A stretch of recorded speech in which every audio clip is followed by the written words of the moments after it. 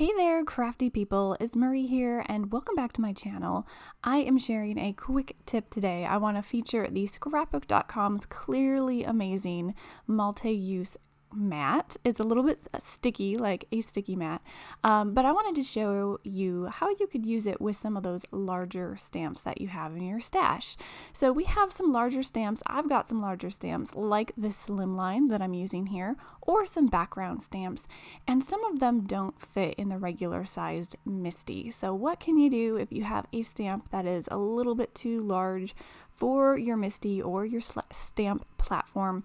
You can use a big block like I'm doing here. This is a big Slimline sized stamp block, which you can get at scrapbook.com. It's huge, it's heavy, I love it. But for some of those really detailed stamps like the one that I'm using here, it's hard to get a very crisp impression when you just stamp once. So you can see I am really pressing this thing down, trying to lean most of my weight on here and trying to get all of those areas stamped. But then when I'm going to go ahead and pull off that paper here in just a second, you're going to see that there are some spots that didn't stamp correctly. I've got some blank spots there and I didn't get the crisp impression that I wanted. So what can you do when you have that big stamp and you want it to stamp well, but it doesn't fit in your MISTI? This is where the clearly amazing sticky tacky mat comes in from scrapbook.com. It does have a low stick adhesive on it, so it's gonna keep your papers in place. So I'm using this to keep my paper in place, and then I'm gonna use the back of my MISTI door.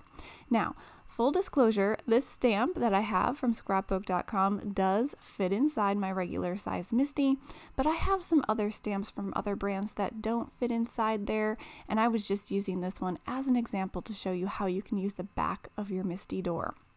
So I've lined up my paper and my stamp, I'm inking it up, and I'm just going to be very careful when I swing that door open that my MISTI doesn't move. So I'm going to hold my MISTI in place while I stamp with my other hand. I'm just going to give it a good press so that I get that impression. And you can see I still have some spots on my stamped impression that didn't stamp very well. So we're using this MISTI door. We can go ahead and stamp again, and then we're going to get a better impression. So this is just one quick way that I wanted to share with you that you can use those larger stamps along with that clearly amazing mat from scrapbook.com to get some good impressions. Now that's my second time stamping. I'm going to go ahead and stamp another time, and it's going to give me an even better impression. And as long as you keep that MISTI from sliding, you don't want it moving around, as long as it stays in the same place, you're going to be able to stamp as many times as you want because that mat is going to hold your paper in place. So I hope this has been a helpful tip to you. If you liked it, if you have any other tips to share, write them in the comments below. Otherwise, thanks for stopping by, guys, and I'll catch you next time. Bye.